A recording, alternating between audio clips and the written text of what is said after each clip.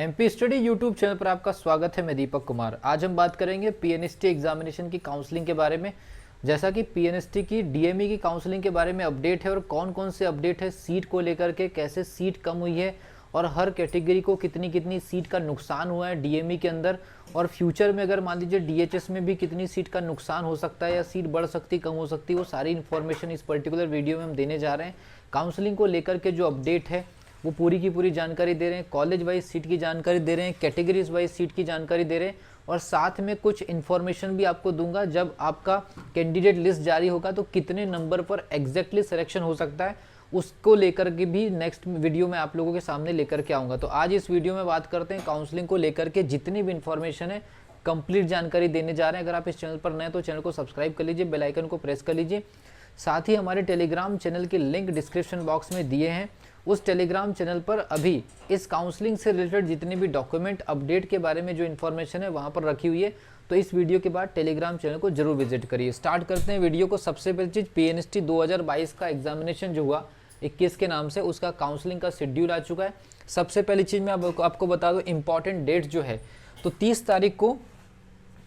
30 दिसंबर को eligible candidate की list आ जाएगी, और एलिजिबल कैंडिडेट की जब लिस्ट आ जाएगी तो बताना इतना आसान हो जाएगा कि कौन सी कैटेगरी में कितने नंबर तक सिलेक्शन श्योर हो जाएगा। तो मैं इस पर्टिकुलर जो कैंडिडेट लिस्ट आने के बाद एक और वीडियो जारी करूंगा कि कौन से कैटेगरी के स्टूडेंट ने कितनी कितनी सीट यूआर में काटे हैं, जिससे उनकी कैटेगरी में कितने रैंक तक सिलेक्शन हो सकता है। इसलिए मैंने पहले ही आपको बताया कि इस पर्टिकुलर यूट्यूब चैनल का एक टेलीग्राम चैनल है, उस पर ज़रूर बने रहिए, वहाँ पर आपको प्रॉपर इन्फॉर्मेशन मिलेगी। फिर उसके बाद बात करते हैं कि जो आपका रजिस्ट्रेशन या चॉइस फिलिंग वाली प्रोसेस है वो आपकी 3 जनवरी से स्टार्ट हो रही है। 3 जनवरी से लेकर के ये प्रोसेस आपकी चलेगी 14 जनवरी तक के, 14-15 जनवरी तक ये प्रोसेस चलेगी। उसके बाद 16 जनवरी को आपको मेरिट जारी किया गया। ये मेरिट जारी करने का क्या मतलब है वो आपको 16 जनवरी को पता चलेगा। तो 30 तारीख को एलिजिबल कैंडिडेट का लिस्ट आ जाएगा। 3 तारीख से लेकर के 14-15 तारीख तक के आपका चॉइस फिलिंग या रजिस्ट्रेशन वाला प्रोसेस, या उसमें जो भी आप सेंटर देंगे उसको आपको एडिट करना है या लॉक करना है, ये इसकी प्रोसेस चलेगी 3 तारीख से लेकर 15 तारीख के बीच। 16 तारीख को मेरिट जारी कर दी जाएगी। ये मेरिट जारी करने का क्या मीनिंग ये कहना चाहते हैं ये उस समय आपको पता चल जाएगा। अलॉटमेंट लेटर आपका आ जाएगा 19 तारीख को आपको 19 जनवरी को अलॉटमेंट लेटर जारी कर दिया जाएगा, और 20 तारीख से लेकर के 25 तारीख के बीच में, मतलब 20 तारीख से 25 तारीख तक ये एडमिशन प्रोसेस चलेगी, जहां आपके डॉक्यूमेंट वेरिफिकेशन होंगे। और कौन कौन से डॉक्यूमेंट लगेगी उनकी जो लिस्ट है वो ऑलरेडी इस काउंसलिंग के शेड्यूल में दे दिया है। अगर आपको डॉक्यूमेंट के बारे में कोई भी इन्फॉर्मेशन चाहिए, टेलीग्राम पर मैंने रख दिया है, उसको आप पूरी तरह से नोट डाउन कर सकते हैं और अपने डॉक्यूमेंट को अपडेट कर सकते हैं। अब बात करते हैं कि इस पूरी काउंसलिंग की प्रोसेस में सीटों का नुकसान हुआ है, क्योंकि पहले जो सीट थी वो 810 सीट थी। अब सीट जो है वो टोटल 765 सीट है। तो 765 सीट होने की वजह से लगभग 45 सीट का नुकसान हुआ है, या 45 सीट कम हो गई है। अब इसमें हमको ये देखना है कि 45 सीट जो कम हो गई है उसमें कॉलेज वाइज कहाँ पर सीट कम हुई है। फिर उसके बाद हम देखेंगे कि कैटेगरी वाइज कितनी कितनी सीटों का नुकसान हुआ है। तो कॉलेज वाइज आप देखिए, जबलपुर में 112 सीट है जो कि 120 थी, तो 8 सीट का नुकसान जबलपुर में हुआ है। भोपाल में 104 सीट है, 120 सीट पर सीधे आपके सामने दिख रहा है 16 सीट का नुकसान हुआ है। 120 में से 113 ग्वालियर में है, 7 सीट का नुकसान यहाँ हुआ है। इंदौर में 210 में से 203 है, 7 सीट का नुकसान यहाँ हुआ है। सागर में 120 सीट है, 120 पहले भी थी, यहाँ पर कोई सीट में कोई कमी नहीं हुई है। रीवा में 120 सीट थी, इस बार 113 है, यहाँ पर भी 7 सीट का नुकसान है। टोटल 45 सीट का नुकसान हुआ है ओवरऑल। ये तो बात होगी कि कॉलेज वाइज कितनी सीटों में कमी हुई है। अब बात करते हैं कि कैटेगरी वाइज कितनी सीटों का नुकसान हुआ है। ये जो मैंने आपके सामने ये जो आंकड़ा रखा हुआ है 13 + 6 + 6, 12 + 6 + 6, या 7 + 4 + 4, 9 + 5 + 5, 5 + 2 + 2, ये जो सीटें हैं इसमें आपका ये पहला part physically challenge handicapped students के लिए, दूसरा वाला आपका सैनिक वालों के लिए, और तीसरा वाला फ्रीडम फाइटर वालों के लिए। ठीक है, तो इनको मिला करके, और ये जो ओपन सीट है हर कैटेगरी की जो ओपन सीट है मतलब फ्रेश स्टूडेंट के लिए, ये वाला जो चैम्बर है ये फ्रेश स्टूडेंट का है।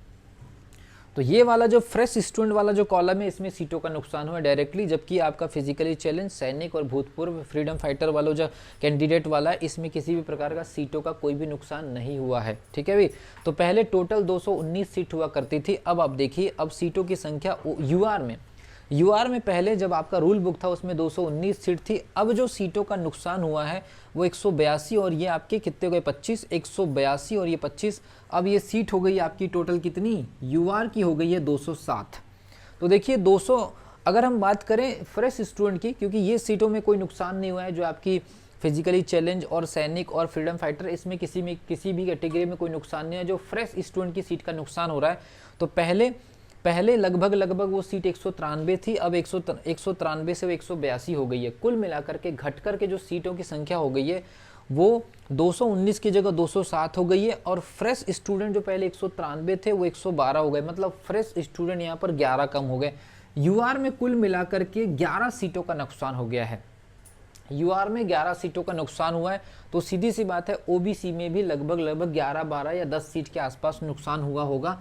लगभग ओबीसी को 10 सीट का नुकसान हुआ है, क्योंकि यहाँ पर भी 193 था, ठीक है भी।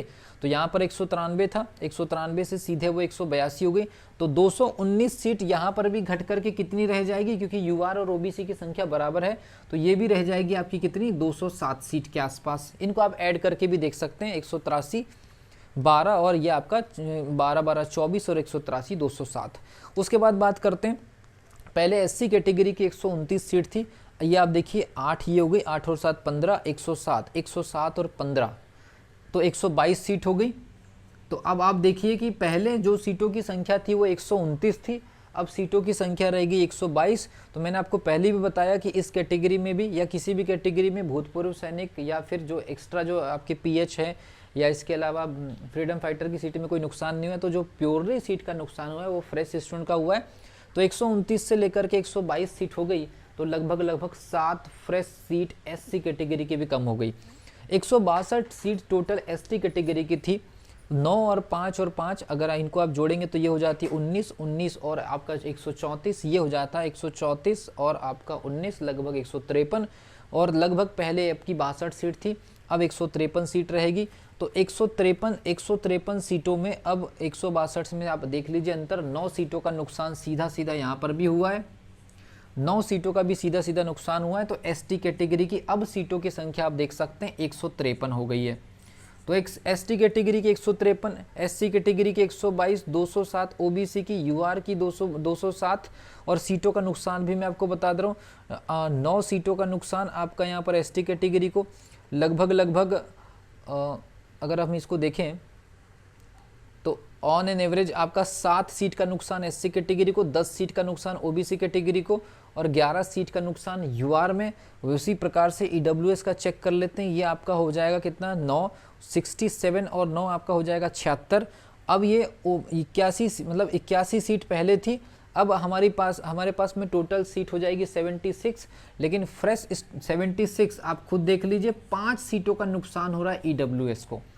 तो 5 सीटों का नुकसान ईडब्ल्यूएस को, 9 सीटों का नुकसान एसटी कैटेगरी को, लगभग 8 सीटों का नुकसान जो है वो एसटी कैटेगरी को, 10 सीटों का नुकसान ओबीसी को, और 11 सीटों का नुकसान यूआर को। सारी कैटेगरी में सीटों की कमी जो हुई है आपके सामने है। इसके अलावा डीएचएस की जब काउंसलिंग होगी तो उसको लेकर भी सीटों की इन्फॉर्मेशन मैं आपको दूंगा 30 तारीख को, मतलब इस पर्टिकुलर वीडियो के एक दिन बाद जब कैंडिडेट की जो लिस्ट आ जाएगी तो हम पूरा का पूरा हर एक कैटेगरी के स्टूडेंट की पूरी काउंटिंग करेंगे कि कौन सी कैटेगरी यूआर में कितनी सीट काट रहे हैं, उनकी कितनी फ्रेश सीट है आपके सामने है पूरी कैटेगरी में।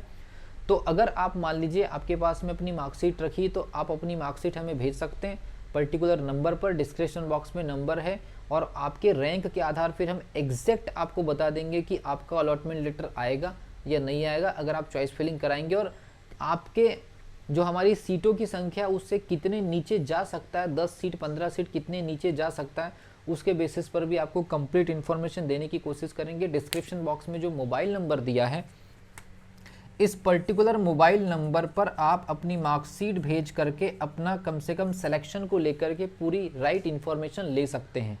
तो इस वीडियो में इतना ही। अगली वीडियो में हम बात करेंगे कि जब आपकी पूरी की पूरी कैंडिडेट लिस्ट आ जाएगी तो हम एक बिल्कुल एग्जैक्ट और क्लियर कट ऑफ आपको कैटेगरी वाइज देने की कोशिश करेंगे नंबर तक, कि इस पर्टिकुलर नंबर पर इतनी रैंक अगर है तो सिलेक्शन हो ही जाएगा अगर आप काउंसलिंग कराएंगे तो, या फिर उसमें संभावनाएं बताएंगे कि कितने कैंडिडेट ऐसे होंगे जो अलग अलग यूआर में सीट काट रहे हैं तो आपकी कैटेगरी में और रैंक कितनी नीचे उतर सकती है।